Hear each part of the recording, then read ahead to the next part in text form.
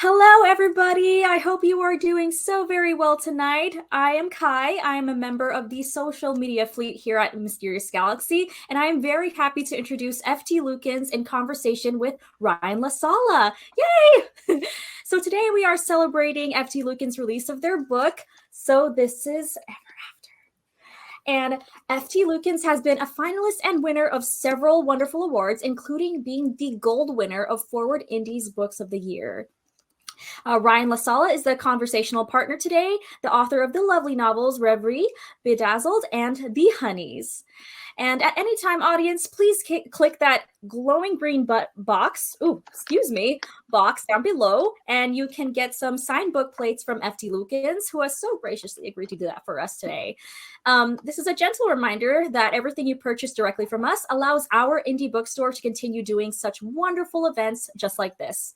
And there will be an author Q&A, of course, at the end of the discussion, so please direct all of your questions to the Ask a Question tab at the bottom of the screen.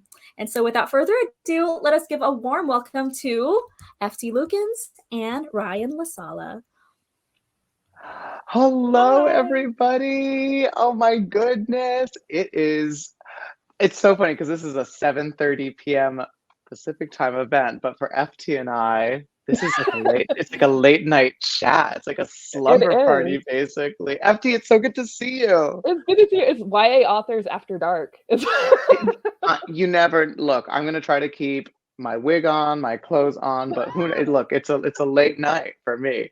It is. So we were talking before we came out of the virtual green room, and the last time we got to see each other was BookCon, the last BookCon, maybe, right? 2019, wasn't it? I think it was 2019. It was I remember it was 2019 because it was before everything kind of and it was before Reverie came out because you were wearing the jean jacket with the Reverie Bedazzled on the back. Right. It was the very first time I'd ever done a signing. My first signing for Reverie was at BookCon. I was so nervous. And that day I will every moment of that day is etched into my memory, including hanging out. And we're talking about Julian Winters, who we love. Because I had so much adrenaline pumping through me. So it's nice to reconvene, and things have changed so significantly. You're a gold medalist. I mean, it's that was one of my books, not the one I was actually at BookCon for, but the rules and regulations for mediating myths and magic was the Indies gold winner for, I can't even remember what year. But In Deeper Waters was my last book that came out last year, was just named to the ALA Rainbow Book List. So that's really nice. That's so good. I think I had a book on that too. I'm so out of it right now. Bedazzled, I believe, is on the Rainbow Book List. But what an honor, right? Award winner here, ALL Book List. You're doing the good work. But we are, of course, here to talk about your most recent release. So This Is Ever After came out on Tuesday, right? Yesterday, right? Yesterday. It's still Wednesday. There's my giant poster. Oh my God! Look. This is no, y'all don't understand. The art of this book is beautiful. The book front to back is absolutely gorgeous. And having a blown up version like that, so after I finished the book, I just had my nose pressed to this because I was looking at all of the details on the back. Yes, I live for this cover stuff. is amazing. Yeah.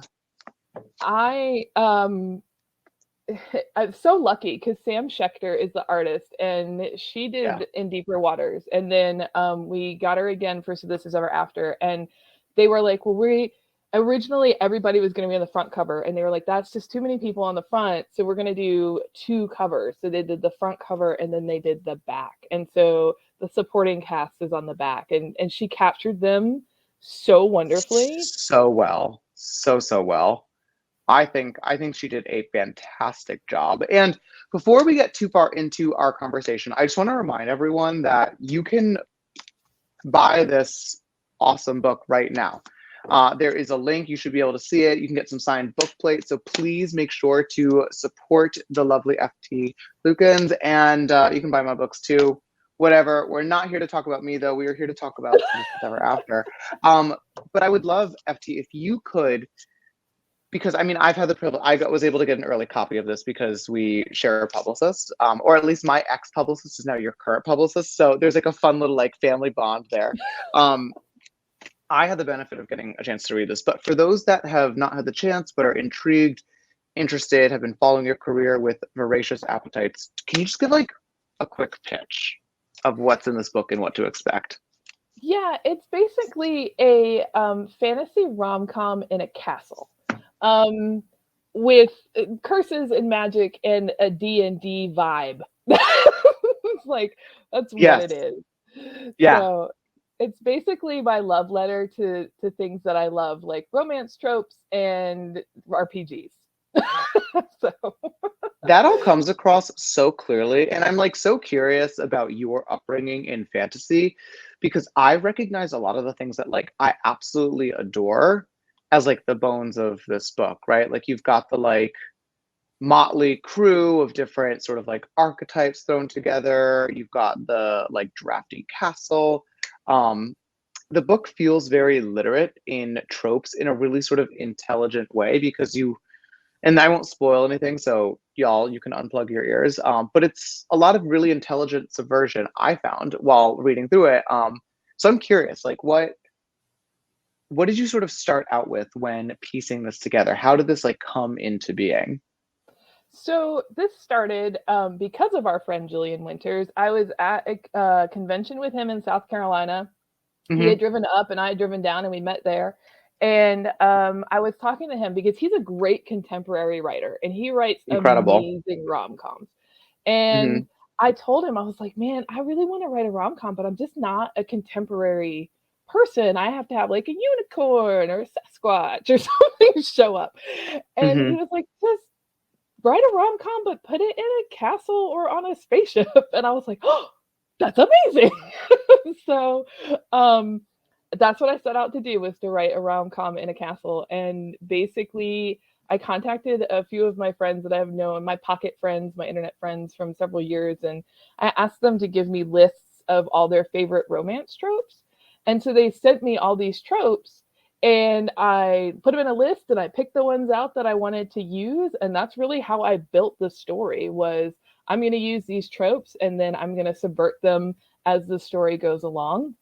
And so that's why you have like friends to lovers trapped together. There's a masquerade ball. There's hurt comfort, like all these things that I love in stories. And I, kind of mashed them together and put it in a castle and added some magic and a soul bond curse and a lot of humor. And a lot of queerness. And that's what this book became. Okay, this is all a great pitch for the book. And the way that I imagine you like designing this, I imagine the introduction from like the 90s Powerpuff Girls and like Your Professor X. And it's like sugar, spice, and everything nice. And then like the chemical X is just like gay. And it like makes it all explode in such a specific way. Because it is like, I mean, that's what, I don't know how many like would-be writers or like starting out novelists we have in the audience, but like something I would like to name that you're talking about is that you actually did a fair amount of sort of like audience research, right? When figuring out how to compose this book. And it's a really well-designed book because of that. And like you keep mentioning, it takes place in a castle, but I think what people should notice is that it takes place completely within the confines of this castle, which is a really difficult thing to do within like it's a bottle episode. Yes, exactly, right. So and for folks who don't know what a bottle episode is, it's basically a when something takes place all in the same area and the characters are in that area the whole time. So I said this yesterday, but one of the great bottle episodes that I love is the Doctor Who episode Midnight, when they're stuck on the train. And the whole episode takes place on the inside of this train. And it's a great episode of, you know, how characters have to interact in this environment. So, and they can't leave. So, that's not what I set out to do. It's just what ended up happening. But there's a ton of things in the castle to keep them occupied.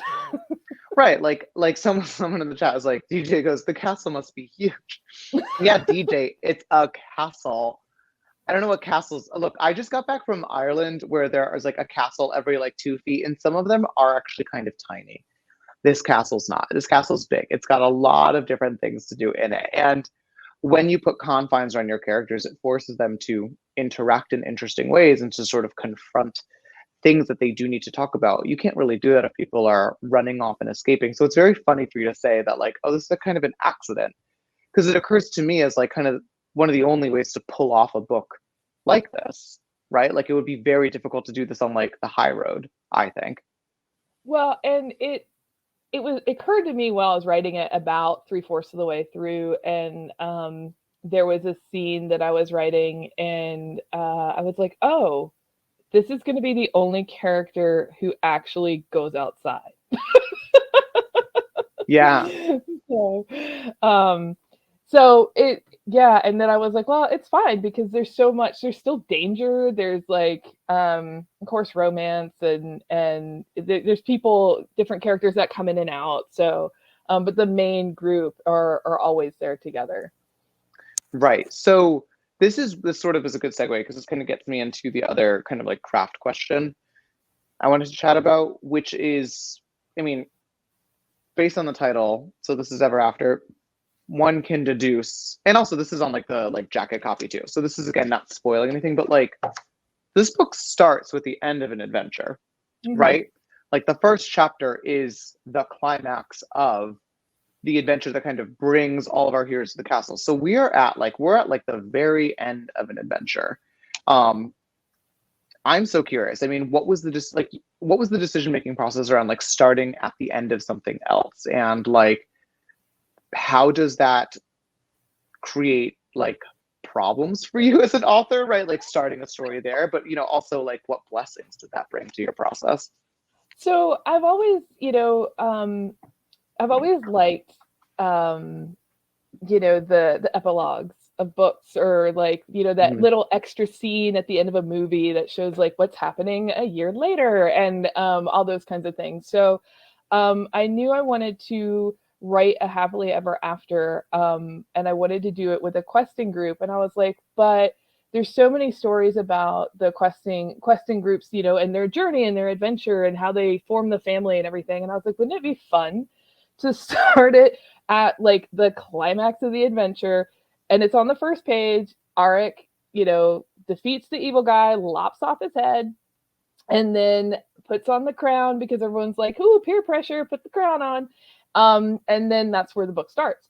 And one of the problems with doing that is, one, I didn't want my readers to read the first couple pages and be like, oh, I've missed so much, So I used the D&D World of Warcraft RPG kind of archetypes for characters, so that they felt familiar to people. So when you first meet Lila, who's the rogue, she's like, I'm out, I've looted the room, we've completed the quest, I'm on my way out, and that's a familiar kind of thing for a rogue to do. Bethany has her harp, she's the bard. So I used those archetypes to make the story feel familiar right from the beginning. But then as the story goes, you find out that these roles that these characters have been placed in are not their sole personality. And they get to have their own characters arcs, and you find out different things about them that, oh, that's interesting that, the rogue typically kind of has these characterizations, but then later you find out that there's more to Lila than that, and there's more to Shauna and more to Ryan. So that was one of the challenges, was to make sure that the reader didn't feel like they had missed out on the big adventure, and that, they were coming in and it seemed unfamiliar and jarring. And then it's funny. Oh, go ahead. Well, the blessing of it was just that was that I got to write the pieces that we don't get to see. You know, I got to write the Mhm. happy ever after. I got to write the you know, the what happens next, the you know, 6 teenagers that are bumbling around and trying to rule a kingdom. Because they, you know, you don't really ever get to see that where they've achieved their goal and now all of a sudden there's a power vacuum and you know, they've got to figure out how to feed themselves and how to rule a country or a kingdom and all of that. So it was really fun just playing around with those kinds of things. What I loved, in part was like what I love in general and like a lot of fiction. And Terry Pratchett does this a lot, which I feel like I could like sense influence in this. Or you know, or you just have sort of a kindred vibe. But there's always sort of like a practical handling of like, okay, like yes, this is magic, but we are also like real people that have to like contend with it. And I really appreciate that because I feel like a lot of fantasy I used to read had like magic but then sort of magical thinking baked into it, and this is like adult fantasy from like my childhood, right? Like I was always like, these adults like don't talk or behave like people. So reading about like actual like teens having to manage like the operations of a kingdom to me was actually like so wonderful and refreshing because I was like, oh my god, right, like if they are going to have to rule this kingdom, right, because Eric puts on the crown, like first couple of pages becomes the king, right? Like it's not simply just heartache from then on, right? Like it's got to be also like, oh, like what do we do about the peasants that are revolting? What do we do about like the kingdoms that know that we are vulnerable and are like maybe gonna invade us? I loved the like practical nature of the actual running of the kingdom.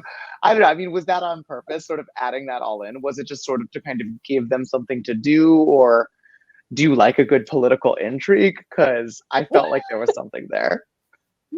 I no, I really I that was part of the things that I wanted to write and what I set out to do was to show and I mean it lends a lot to their character development too, but to show like, and that's a lot of the things that I thought about when building the world was okay, so there was this person who ruled for a very long time and they were very evil and they used magic to gain their crown and they're defeated. What would be the things that would have to happen at that point? Like there is a power vacuum. There are other kingdoms Right. that now know this person is dead, and there are people who he stole from that are angry. And then there's like they have no military because they all ran away.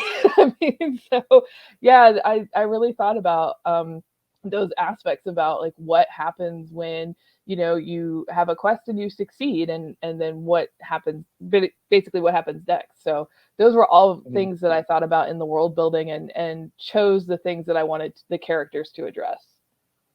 Yeah, right. Someone in the chat mentioned this, but these are the questions that one usually asks at the end of books, and like this book answers them. And this again doesn't spoil anything, but like at least tackles with them because that's something that I'm always wondering about too. I'm like, all right, so like Frodo got back to like the little elven castle and is like resting, but like, so what now? Do we like journal about it? Do we have like data entry? Like, what's the next step here, guys? And I always wonder about that too, which is I think in part why like a lot of my stories, I tend not to tie things up with a neat bow almost ever because I feel like it's unrealistic, right? Like there is a like, you know, an ever after. There's going to be some sort of like coping with what came before. And that's a really interesting story. And I will admit it hadn't really occurred to me that like you could just write that as a book, right? I've always been of the mind that like, oh, I've got to write the story and then maybe I can write like something else. But I love the premise of this and just like the choice to start at the very end and to tackle all of the things that I think all of us as readers like kind of spend a lot of time wondering about and like, you know, talk to our friends about.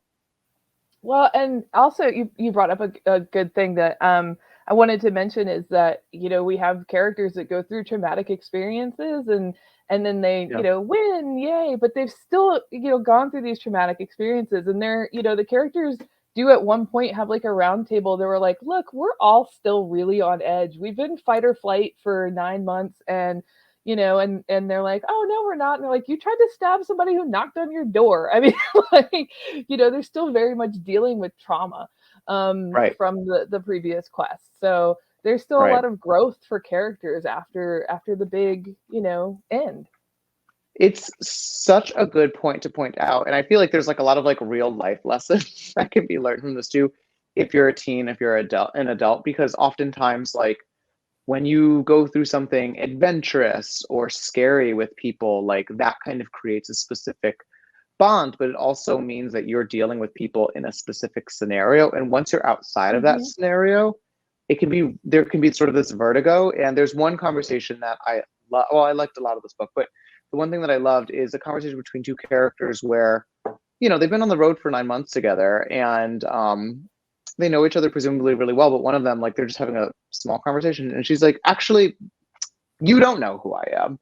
Like, we've never really gotten to know each other. And the main character, Eric, is like shocked by this. And they have a really great conversation about the fact that, like, I was who I needed to be because of who you needed me to be, like, in that moment. But past that, you actually don't know a ton about me. And that's like a great like shock to him in that moment. And I feel like that was a great thing to kind of slip in there, because you have to wonder about like all the fantasies you've seen, like what are the actual interpersonal relationships like between those characters, and how do they change when there's no big bad magnetizing them, Right. And, and it's really kind of a commentary on people are placed in roles and they fit in those roles for a certain scenario. And then outside of that scenario, you don't have to be that role. And if someone, puts you in a role or puts you in a box or whatever, and that's not the box you have to be in. And so that was one of the conversations. It was between Shauna and Arik that she was like, I had to be this warrior, I had to be capable. And she's like, that's not really who I am. And then she gets to have the cutest romance with Meredith. And you get to see that, yes, she's the most, even calm voice in the room when everybody else is chaotic. But she has this like giggly side, and knocks over the wine pitcher when she sees Meredith walk in, and like hits her knee under the table and gets to have this soft side too. Yeah, I made sure to do that, to show that you don't have to be stuck in a role that someone puts you in. So speaking of roles, I mean, not to like completely counter what you're saying, but I'm curious, if you were in this world, what role would you have? Like, who would you be in the team? Have you thought about this? Oh no, I haven't thought about that at all. Who would I be in the team? Are you kidding? That's all I thought about the entire time. So like, are you like yourself but just added in, or are you like taking over one of the characters? FT, you are dropped through a portal into Chickpea, the kingdom of Chick. Also, the kingdom's name is Chickpea, which is hysterical. Okay. So this is what happened. I have a really bad habit of putting placeholder names in places when you're writing really quickly and you just don't want to stop and look up a name or think of something or whatever, but you need like a name real quick. You just put something in. And I just happened to be like, I knew it was going to be the kingdom of air because like error. But I was like, in the realm of what? All right, whatever, Chickpea. And then I never changed it.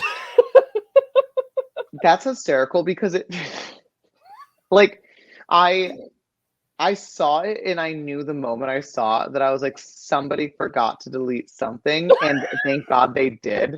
This is so serendipitous. This is so funny to me because I also do the same thing too, where I'll just like put like a placeholder in, and eventually I just steamroll like any sort of actual thought about changing it. So I'm glad that you kept it. I think it's very funny. I think it's great. Well, yeah, but I got used to it and I was like, well, I'm not going to change it. It's silly. I've actually had you're not the only one that has brought that up, but one of my friends sent me a message and they were like, Chickpea for real? I was like, what? And you were like, yeah, listen, bitch, of course Chickpea for real. Exactly. Like excuse you me. could never get a visa to Chickpea. You'd be turned away at the border. No, it's very There'd be no portal hopping for you. No portal hopping. No, you'd be barred from entry. Speaking of which, you artfully dodged my question. I know, wanted to know who you were going to be. And so, like, yeah, you're dropped into this realm. Like, the magic clings to you based upon, like, whatever, much like these characters, right? Like, their roles sort of complement a facet of them. Obviously, not all of them, but maybe, perhaps, their sun sign, their rising sign. You pick, but what do you feel like you would do well? Well, if we're talking about like roles in the castle, and I would probably choose to hang out with Bethany and do all like the paperwork. I'm like super organized, and I'd be, like the librarian or the cleric or something like that, where it's all like, I know it's super boring. But Snooze. Oh, okay, yawn. okay. All right, Ryan, what would you be? What would you be? I would be Bethany, but because I really want to hold a harp. Like Bethany is the bard in this, and so I love that. I Bethany love that also has a automatically. weak stomach, though. I mean, like, She does have the weak stomach, which I'm so squeamish when it comes to gore that the second that she was like not this is like the first scene, she like excuses herself because she's gonna be sick. I was like, there's my girl. Like big boobs can't handle blood. Like absolutely who I aspire to be. So I liked her a lot. I tend to like the bard role because bard magic is so silly. It's like they can sing a song and you really love it. Like that's like you definitely have to listen to them. But in the book actually shows us there's like some really like very practical uses for that kind of magic when you've got to make an announcement or when you want to spread a rumor or like things like that that have much more to do with just like politics. So I loved watching like because they talk about their adventure and I loved hearing about how she functioned on the actual adventure and then I loved seeing how she sort of fit into the like machinations of the kingdom itself. So I would have to say I feel like I would be a good bard, but whenever I'm doing like D&D or any of that stuff, I feel like I always go with like a rogue or someone who's like the hot assassin. I always love that. I would make a terrible assassin, but I do always try to play them. Like I always play as Sheik in Super Smash Brothers. Oh, okay. Someone said the Bard in The Witcher reminds me of this, and yes, I love Jaskier in The Witcher. That he's my favorite character. He's wonderful. They gave him such a terrible wig in season 2. Spoiler alert! It was bad. Thirsty. Oh my god! Someone just needed to spritz it. But you were saying. But yeah, I get the bard. When I played World of Warcraft, I had a main and an alt, and my main was a blood elf mage, and my alt was a undead rogue. So, cool. Like total geek moment. In case you haven't picked that up, I am a massive geek.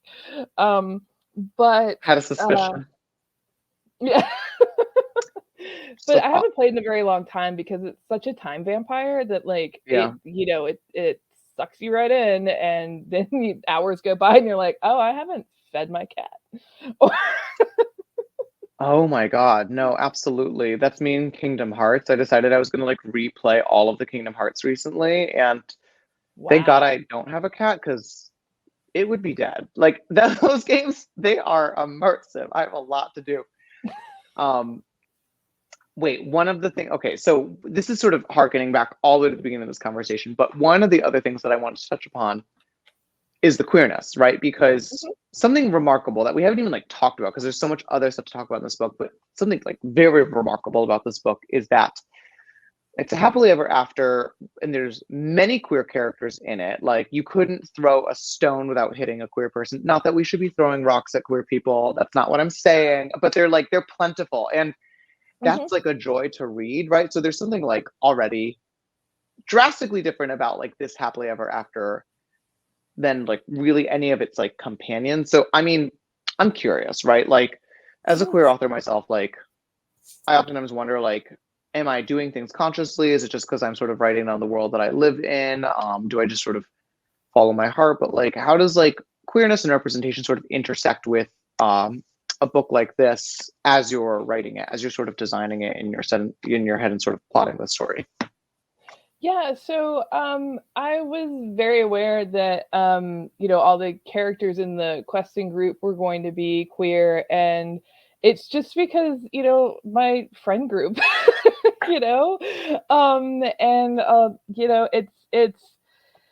it was a, I don't know if it was really a conscious choice or an unconscious choice, but it was just like, oh, la la la la, writing along. And then I created the Meredith character, and I was like, oh, wouldn't it be cute if Shauna and Meredith got together? And so it was yeah, I'm not really sure, to be honest, but I knew that it was going to be a queer main couple, and that all the friend group was going to be, and it was going to be accepting, and it was going to be kind of a utopia when it comes to that. And that's because, you know, growing up, like you said, like reading all the fantasy and sci-fi from the 80s and 90s, they would always kind of pull in things from our world that didn't necessarily need to be pulled in. And it kind of just always struck me, as someone who loves science fiction and fantasy, about like, I can create my own world. Why would I create things that suck? Why would I pull in things that you know, are harmful, and that I wouldn't want my characters to experience? So yeah, so a lot of the characters, even background characters, across nobility, across the villagers, yeah, everybody. I loved it. There's like a moment when like a villager steps forward. He's like this like brash man. Something happens to him, and like a few pages later, his like husband steps forward and be like, "Where's my husband?" I was like, yes. Like when Belle sang, "There must be more than this provincial life," she was talking about chickpea. I'm sure of it. Like, but also like that actually, that whole scene, that whole series of events, it's the moat monster scene for anyone who has read the book. That was one of my favorite absolutely things to write, because it starts off with this tradition, and they were like, well, why do we have to do this tradition, and we're going to start our own tradition, and then the monster comes out of the moat, and is one of the kind of character turning points for Arik, where he's, you know, because the whole time he's like, I'm not the king, I'm not the leader, I don't want to do this, I don't want to do this, and then that happens, and he kind of just looks around, and he's like, oh damn it, I'm the only one that can do this, and so he has to, you know, jump in. And so that scene is one of the, you know, it's a turning point for Arik. It is, you know, a turning point for the way the castle is being run.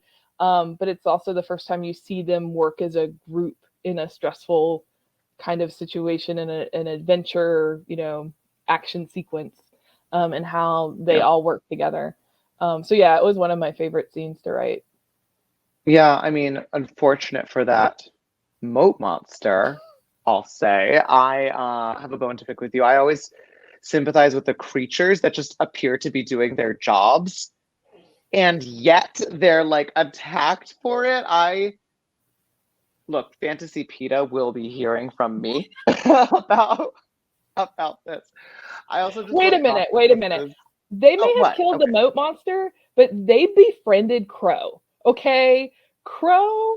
Thank you. Yes, I liked Crow a lot, but I don't know. You know, it's easy to love the, you know, the vertebrates, but what about the invertebrates? We never love the invertebrates. Like, just look. I'm just saying. Look, if you write a follow-up, which is my next question, like if there's going to be more, but I would love to see a little bit more sympathy to the slimy of our world, as someone who is often slimy themselves. But I will take that. I will take that critique.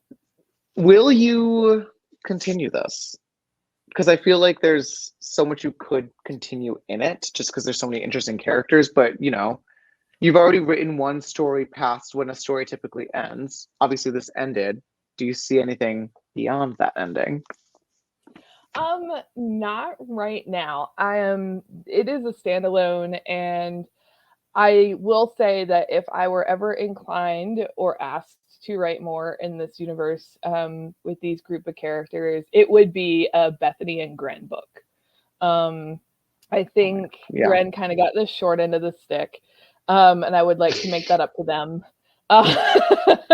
So, of course, everybody would be there.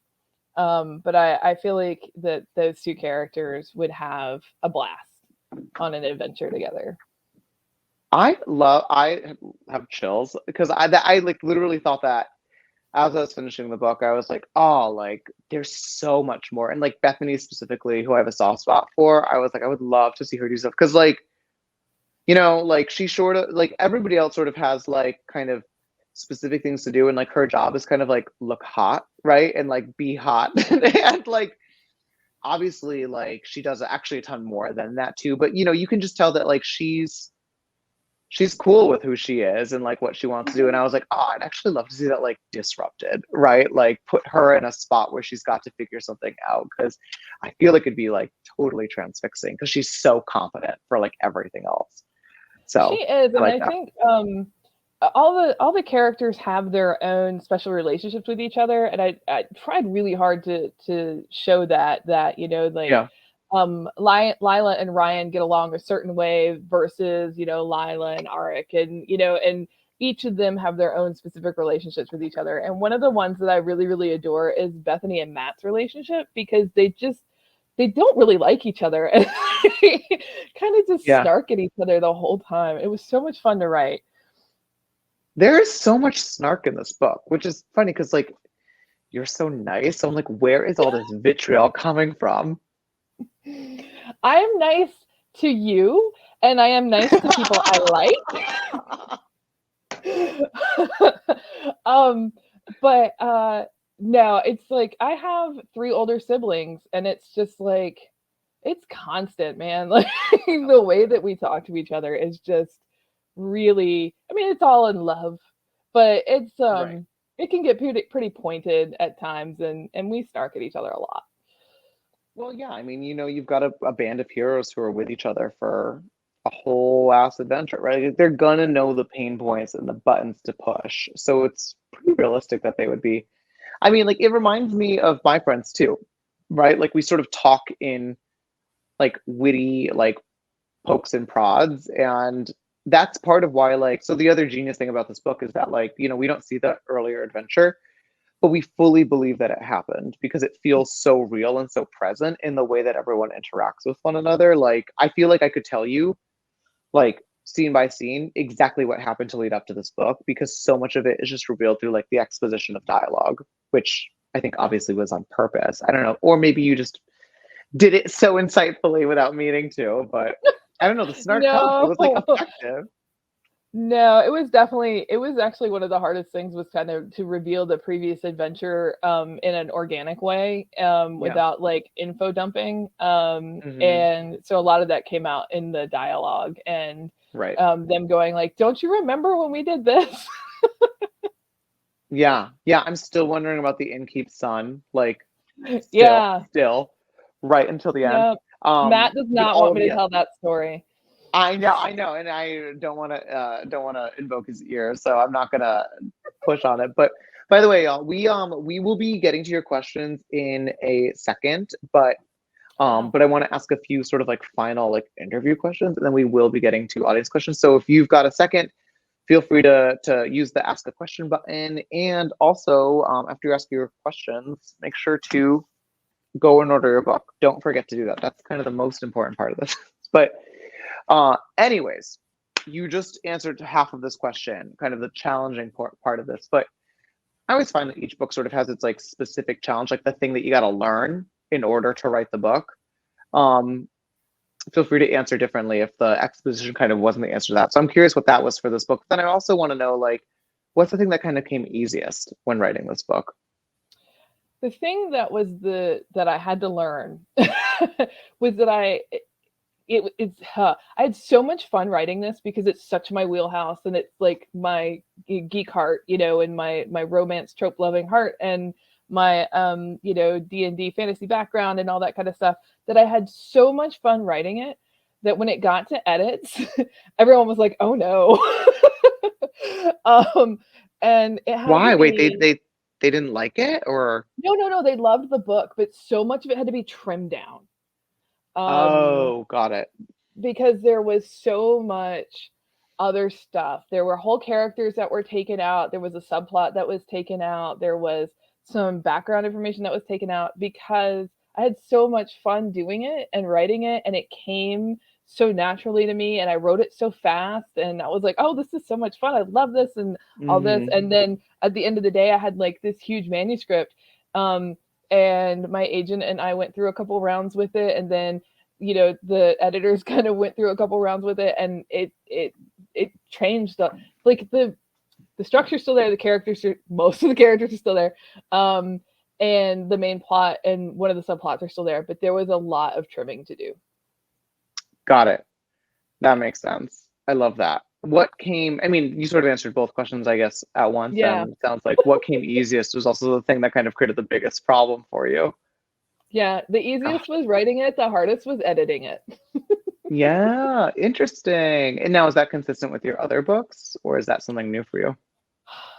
This was the first time I had to like do major like scene moving around pieces and taking out whole characters, which changed the back end of the book and all that. So yeah, it was really kind of the first time where, not saying that my other books have not been edited, that is not true at all. They have been edited, and In Deeper Waters had a lot of edits and stuff done to it as well, and it made it so much better. Editing just makes it better.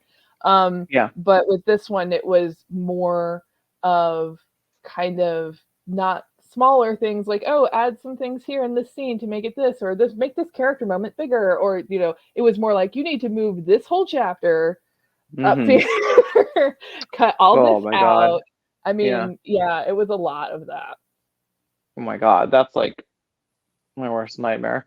But proud of you. I mean, obviously it paid off, because it doesn't read like something that was sort of like Frankenstein together, which I feel like is my worry when I'm literally pasting chapters like among it. I'm like, this is never gonna work, but it does. You did a great job.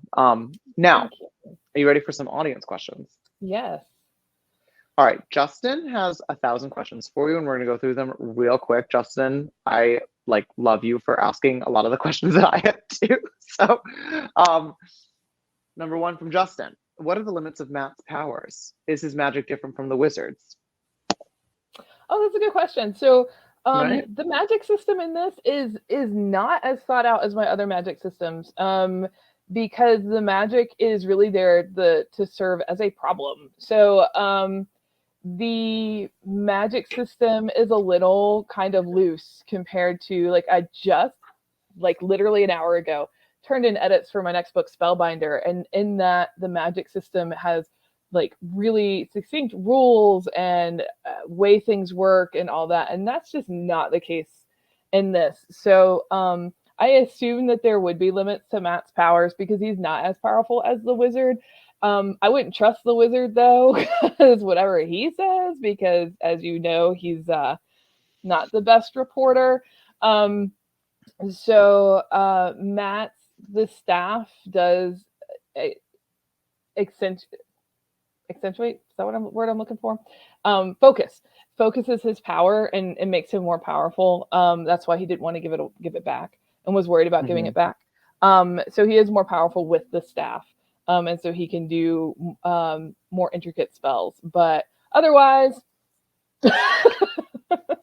that's fair. That's allowed. I feel like with fantasy, oftentimes, there's that quote that's like, I don't know, whatever it is. It's like technology sufficiently advanced should be no different than magic, or a magic system should be scientific or whatever. Which I think sort of forgets the fact that we don't know a lot of crap about science, why things work or why things stop working. So to compare something to science actually is not the apt, airtight, regulatory system that people think it is. Also, magic is magic, right?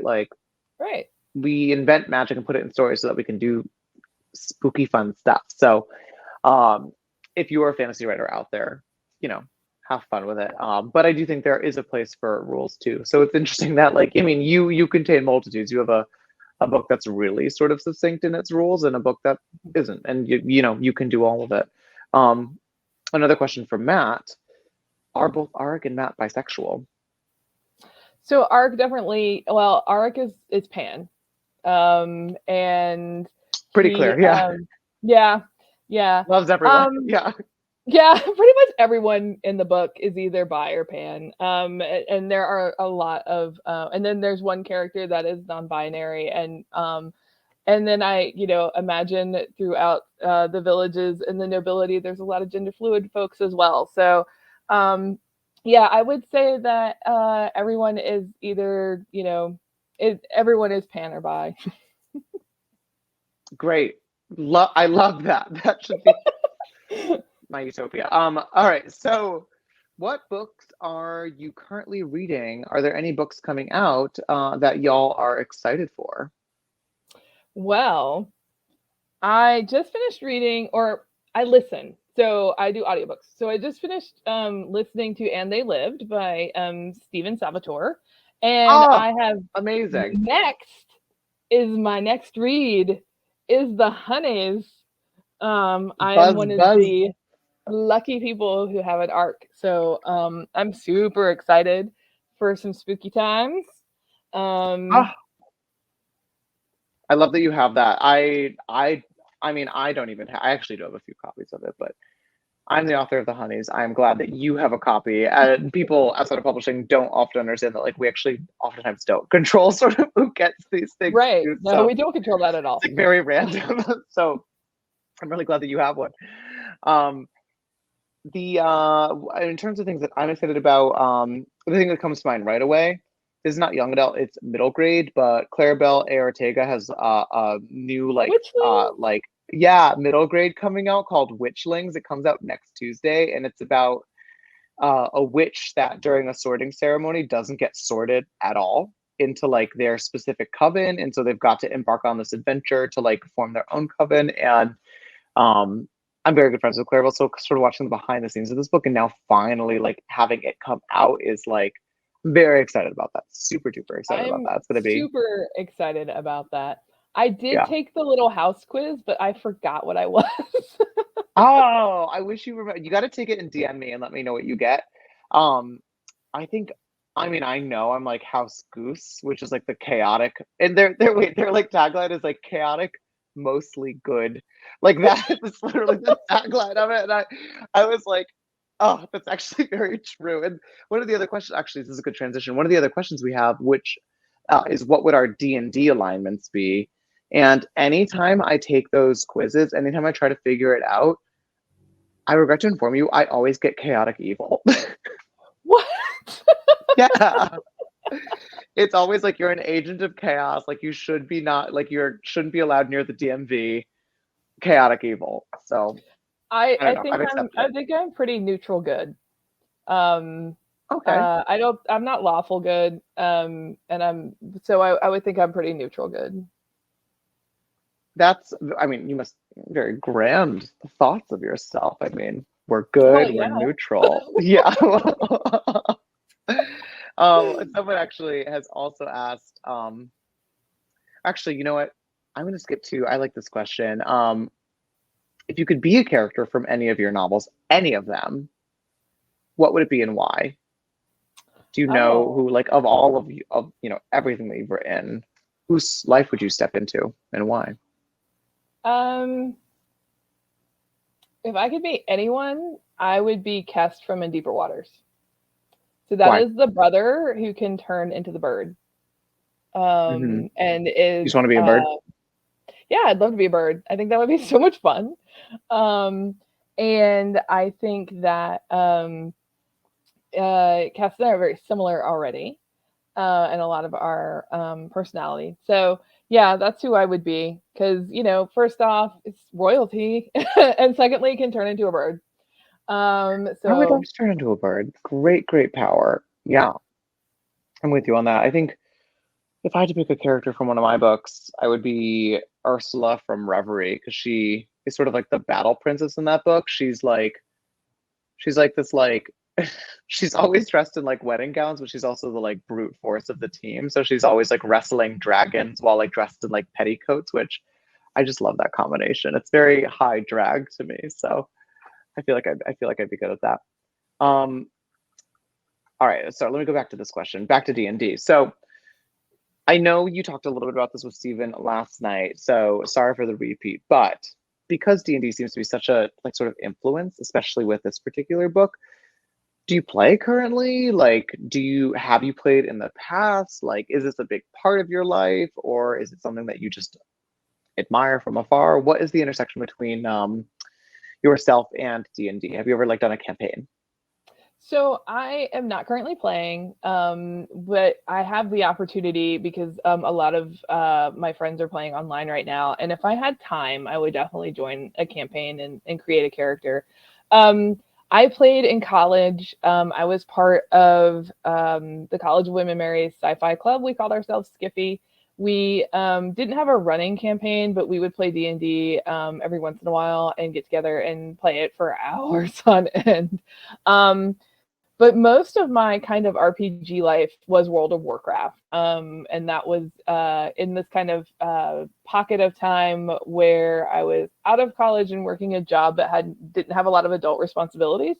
So I could spend hours playing World of Warcraft and leveling up my characters and everything. But then it got to the point where I was like, ooh, I'm on this too much. So I gave World of Warcraft up. I do play Munchkin, which is not D&D and it's not an RPG. It's a kind of a board game, but it has a lot of the same kind of archetypes where you fight a monster and loot the room, and you do it with cards, and it's really snarky and yeah. So I love playing Munchkin. Munchkin can ruin friendships. It can. Wait, I play with my nieces, and we get in it. Have you ever played this game, Avalon? No. Oh my god. Okay, so if you've played Munchkin, if you've played like Mafia, it's like a camp game, that might ring a bell for yeah, okay. Someone's played Avalon. I'm about to like buy this for you. This game, like, you want to ruin some friendships? My friends and I, we played this game all the time for years, and then we had to go cold turkey on it because it was just like ratcheting up the tension in our group of friends so high. And like other like fights would sort of weed their way in, but it's similar to Munchkin and like a few other games where like it's Arthurian in sort of the bones of it, but you're assigned a character at the beginning, but you don't know anybody else's character or their allegiance, and the game is all about figuring out like basically who's on your team and then causing like the war to like end in your favor. So there's a lot of like sabotage and bluffing and lying, but this game is great. I highly recommend it, but 2 years maximum in terms of like playing it. Someone said that ruined a relationship for me, and I'm like, I don't know if I would have ruined some relationships. I did. My nieces and I got into it. We were playing Taco Cat. It's not an RPG game. It's like a silly card game, but we got mad at each other.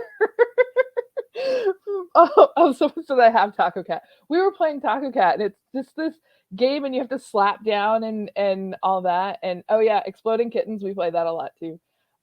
Yeah. But it was my nieces, Emma and Ellen, had come to visit, and Emma is 24 and Ellen is 18, and myself, and we were playing, and we were slapping the table real hard. We're like all up on it. So yeah, it was we get a little competitive here. Yeah.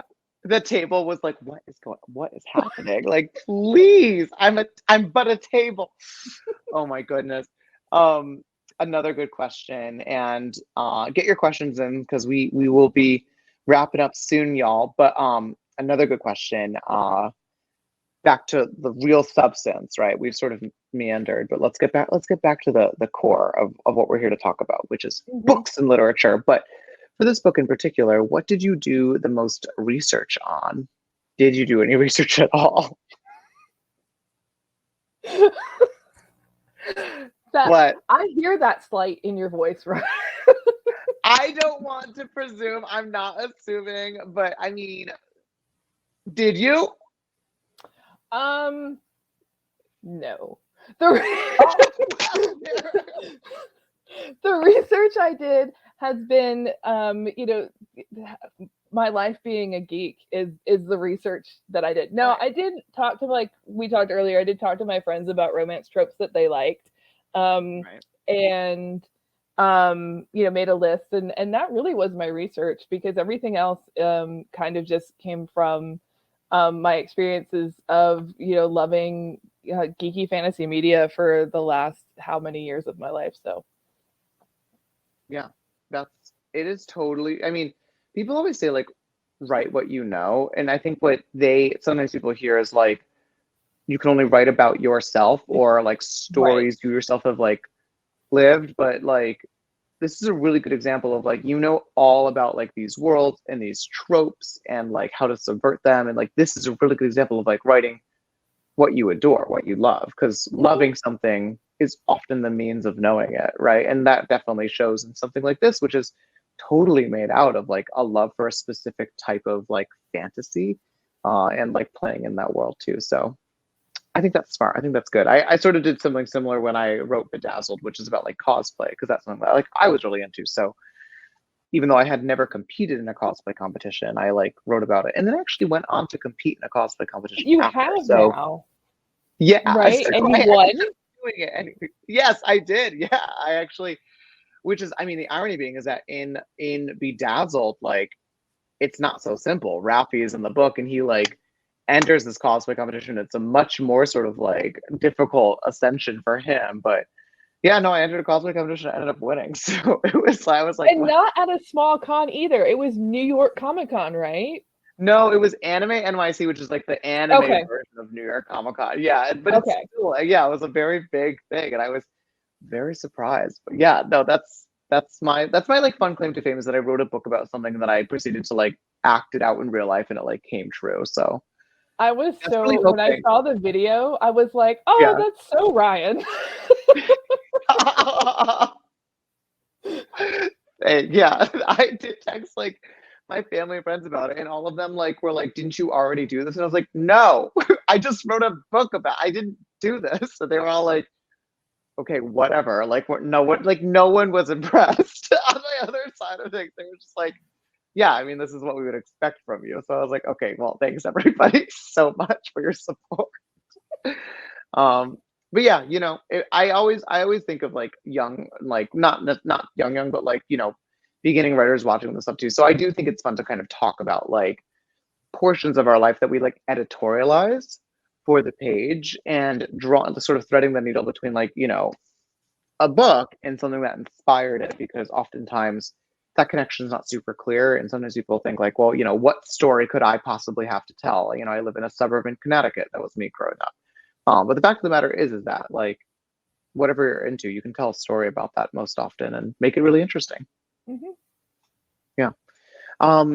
Can you tell us? I'm gonna say we're right at the end, so we'll slip this one question in. Thank you all. If we didn't get a chance to answer your questions, tweet at us and we will definitely get back to you. But as a wrap up, FT darling, can you tell us a little bit about anything that you're working on currently or what the future holds for your fans?